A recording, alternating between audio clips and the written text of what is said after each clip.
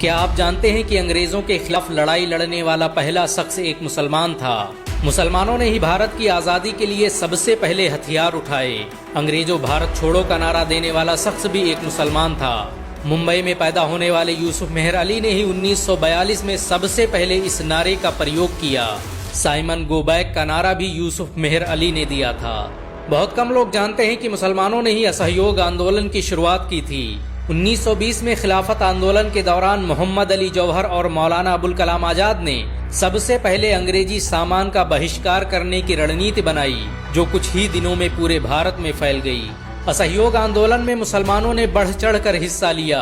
भारत के सबसे बड़े शुगर व्यापारी हाजी सबू सिद्दीक ने अपनी शुगर फैक्ट्री पूरी तरह बंद कर दी। ये फैक्ट्री इतनी बड़ी थी कि इसके द्वारा बनाई गई शुगर पूरे इंग्लैंड में इस्तेमाल की जाती थी। बहुत कम लोग जानते हैं कि बाटा कंपनी भी मुसलमानों की थी, जिसे असहयोग आंदोलन के दौरान एक अंग्रेज ने खरीद लिया था। मुसलमानों ने इस आंदोलन के समर्थन में अपना सब कुछ कुर्बान कर दिया।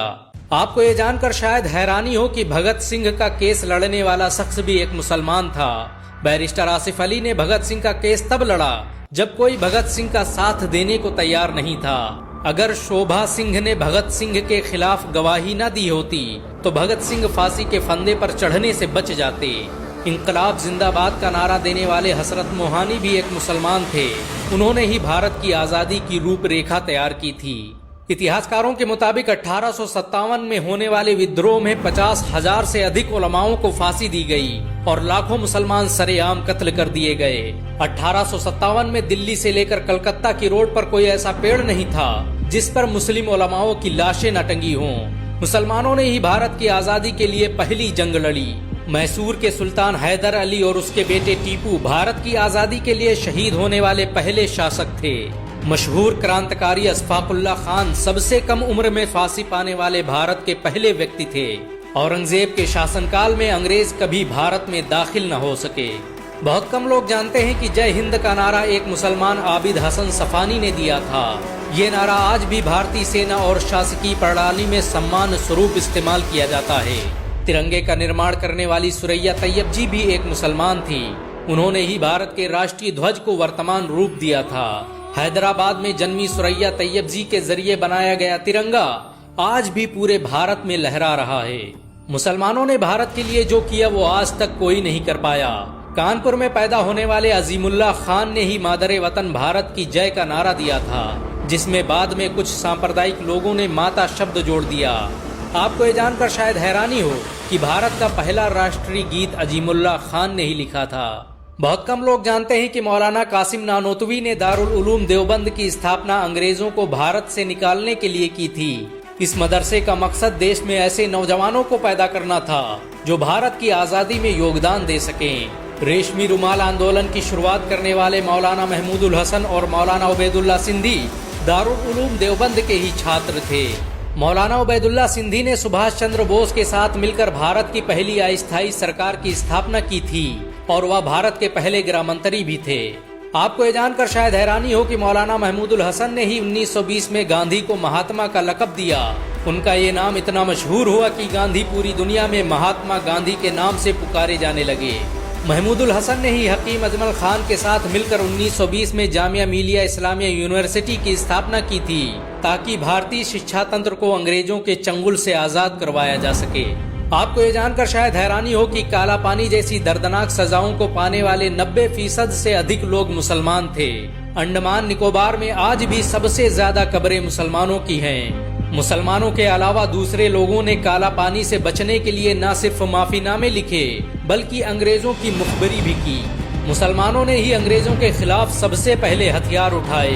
1772 में शाह अब्दुल अजीज ने अंग्रेजों के खिलाफ फतवा देते हुए ऐलान किया कि अंग्रेजों की गुलामी हराम है और हर मुसलमान पर फर्ज है कि वो अपने मुल्क और देश की आज़ादी के लिए खुद को कुर्बान कर दे। 1857 में होने वाले विद्रोह की प्लानिंग एक मुसलमान मौलवी अहमदुल्ला शाह ने की थी। वो भारत के अकेले इंसान थे जिन पर अंग्रेजों ने 50,000 रुपये का इनाम रखा था। ये रकम इतनी बड़ी थी कि राजा जगन्नाथ ने पैसों की लालच में आकर अहमदुल्ला शाह अब्दाली की मुखबरी कर दी और अंग्रेजों ने उन्हें शहीद कर दिया। बहुत कम लोग जानते हैं कि 1857 में शहीद होने वाले 90% लोग मुसलमान थे। जालियांवाला बाग में जनरल डायर की गोलियों का निशाना बनने वाले अधिकतर लोग मुसलमान थे। भारत की आजादी का नेतृत्व करने वाले संगठन इंडियन नेशनल कांग्रेस के 9 से अधिक प्रेसिडेंट मुसलमान रहे। गांधी जी ने अफ्रीका में जहां वकालत की पढ़ाई की, वो कॉलेज भी एक भारतीय मुसलमान का था और वह जब भारत आए तो उन्होंने आजादी के लिए अली ब्रदर्स के साथ काम करना शुरू किया, जो कि मुसलमान थे। बहुत कम लोग जानते हैं कि 1921 में केरल के मुसलमानों द्वारा अंग्रेजों के खिलाफ लड़ी गई जंग में 3000 से अधिक मुसलमान शहीद हुए और 50,000 मुसलमानों को जेल में कैद कर दिया गया। ये आंदोलन मोपला मुस्लिम आंदोलन के नाम से जाना जाता है। 1942 में शुरू हुए भारत छोड़ो आंदोलन की रूपरेखा मौलाना अबुल कलाम आजाद ने तैयार की थी। संविधान निर्माता डॉक्टर भीमराव अंबेडकर को पहचान दिलाने में मुसलमानों का बड़ा योगदान रहा। 1946 में जब भीमराव अंबेडकर दलित होने की वजह से इलेक्शन हार गए तो बंगाल मुस्लिम लीग ने उन्हें मुस्लिम इलाकों से इलेक्शन लड़ने की दावत दी। इस तरह भीमराव अंबेडकर संविधान सभा का हिस्सा बन सके।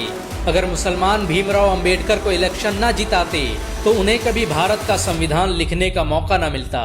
भारत की आजादी के लिए सबसे ज्यादा लेख, शायरी, गीत और किताबें मुसलमानों ने ही लिखी। अल्लामा इकबाल के जरिए लिखा गया सारे जहां से अच्छा आज पूरे भारत में गाया जाता है। देश के लिए शहीद होने वाला पहला पत्रकार मौलाना मीर बाकर एक मुसलमान था। भारत की आजादी के लिए मुस्लिम राजाओं और महाराजाओं ने अपने खजाने खोल दिए। कोलकाता के हाजी उस्मान सईद ने अपना सब कुछ भारत की आजादी के लिए कुर्बान कर दिया। हाजी उस्मान की अमीरी का अंदाजा इसी बात से लगाया जा सकता है कि 1920 तक कोलकाता में बनने वाला हर स्कूल और हर बड़ी बिल्डिंग उन्हीं की थी।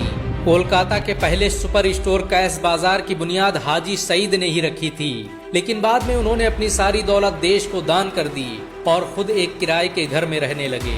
अमीर हमजा और यूसुफ हबीब मरफानी जैसे मुसलमानों ने अपनी अरबों रुपये की संपत्ति देश की आजादी के लिए दान कर दी।